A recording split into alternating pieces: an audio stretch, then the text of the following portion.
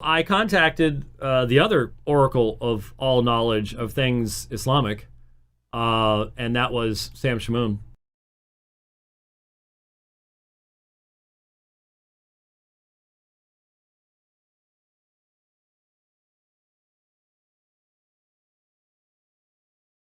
Sam knows the Quran backwards and forwards, knows the Hadith backwards and forwards, and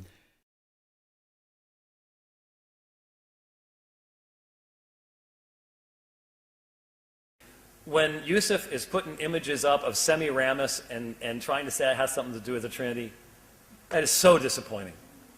I might as well sit here and say Allah is the moon god. It's just as bad an argument. It's just as fallacious. It's just as ridiculous to any serious-minded person. It's so disappointing to me. I hope for such better.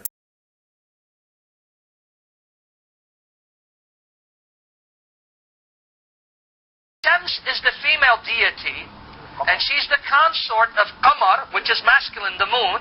That means the moon is the high god. Therefore, this suggests that the pagans were calling the moon Allah, because that was their high god, and believed the moon represented Allah, their god, which explains the fascination with the moon symbol.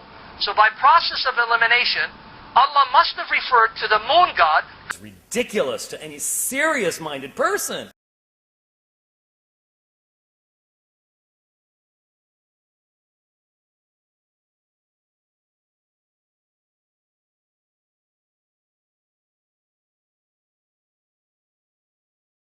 But according to his own Quran and the Hadiths and the commentators, chapter 65 verse 4 of the Quran permits Muslims to marry and have sexual intercourse and divorce pre-pubescent minors. Chapter 65 verse 4. What you just said is one of the most insanely idiotic things I have ever heard.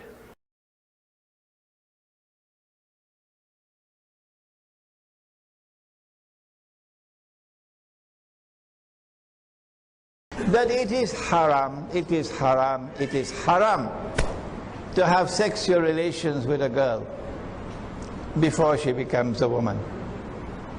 Once she has become a woman, she reaches the age of puberty. She now has a monthly cycle. Only now is it halal for you to have sexual relations with her. Only now. Before this, it is haram. The agreement is valid at any age. The consummation should only take place when the woman is physically able to bear it, which is the traditional pre-modern Sharia rule. Sam knows the Quran backwards and forwards, knows the Hadith backwards and forwards, and pre-pubescent minors.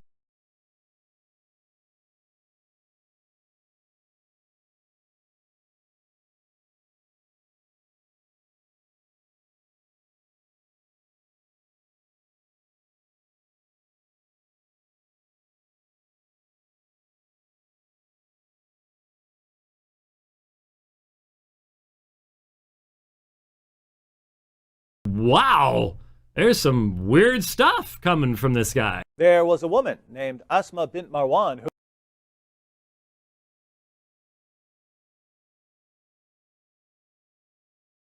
and what actually happened to her, Sam? She got murdered as well. And was in her bed with her children at the time, right? Yeah.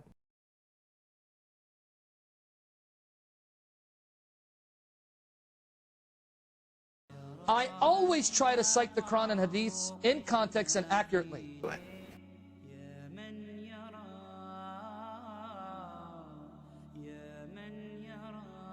The Quran says there are a group of people who shredded the Quran, tampered with it, played with it, and destroyed it.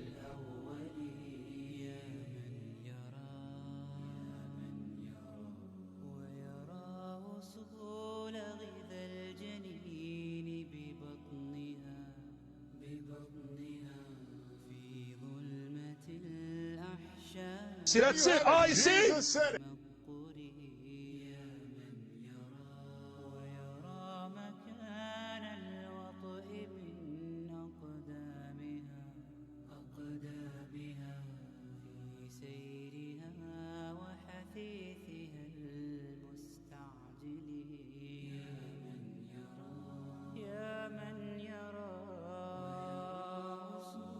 Sam knows the Quran backwards and forwards, knows the Hadith backwards and forwards. And they attacked Ibn al-Hadrami, killed him. They killed this man and seized his camels. Now I can read the rest of this, but you get the picture. Here it was the forbidden month where you could not attack other people, especially unsuspecting caravan that was carrying goods for the welfare of the people at Mecca. What do the Muslims do? Decide to attack and kill this person in order to steal their goods and bring them back to Medina. And now that caused problems, but again, remember, Allah is only too quick to fulfill desires of Muhammad. He hastens to fulfill desires of Muhammad. And chapter 2, verse 217 was revealed to justify what Muhammad did, basically.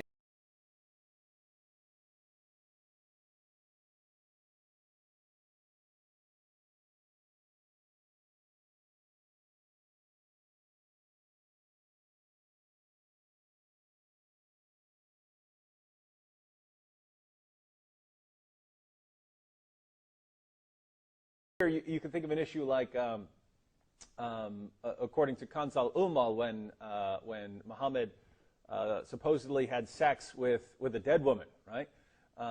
Here a Muslim will say it never happened, etc. And you know, we're not talking about that issue right now. The point is, we don't bring that up a lot, and we could, but it's just we don't even like to talk about it. There are certain things we don't even want to talk about.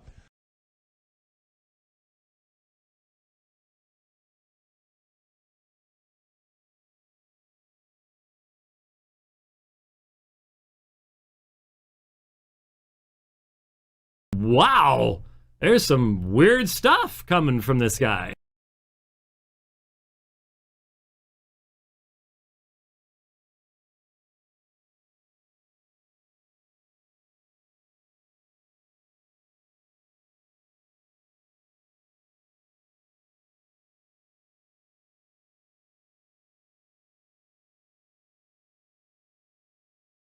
I contacted the other oracle of all knowledge of things Islamic, and that was Sam Shamoun.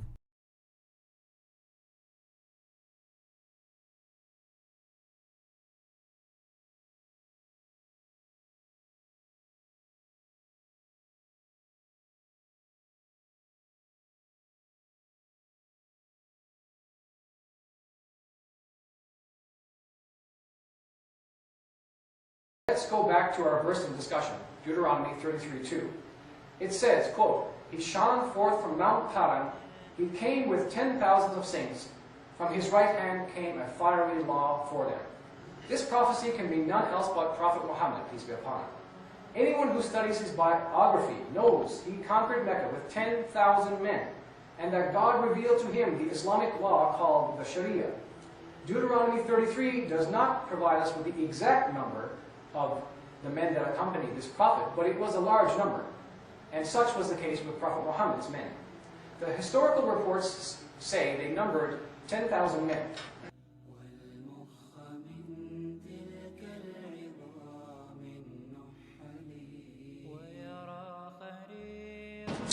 He said that the exact number, 10,000, coming in Deuteronomy 33, is the exact number that Muhammad went into Mecca and conquered it with. That's not true. Al-Tabari says it was 12,000.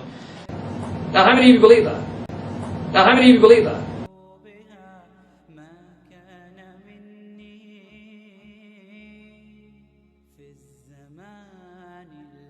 Such was the case with Prophet Muhammad's men.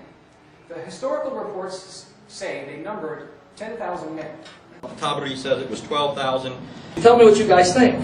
And again, we're doing this for you, so you are the judges.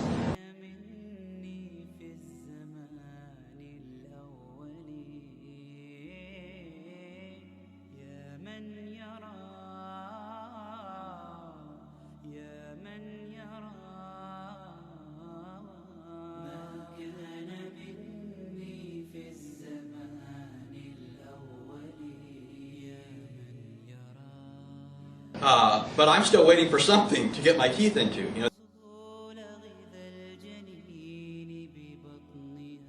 and conquered it with. That's not true. Al-Tabari says it was 12,000.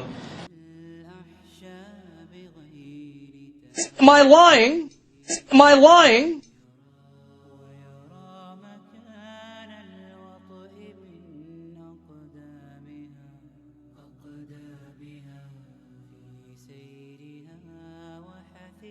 Deuteronomy 33:2.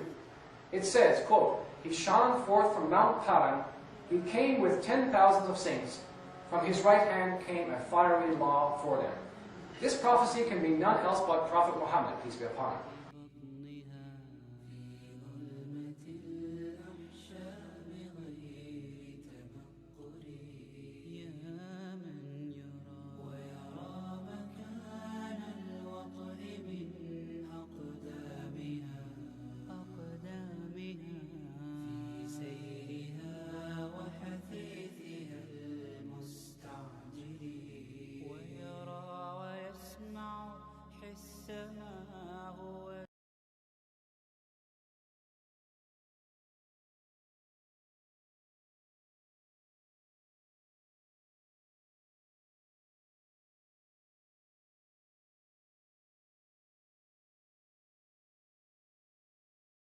You know, Sam knows the Quran backwards and forwards, knows the Hadith backwards and forwards, and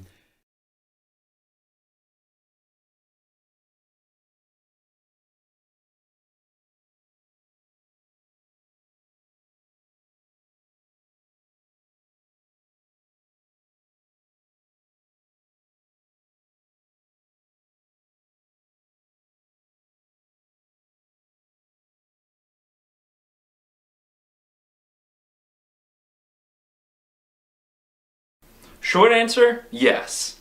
Long answer, yes.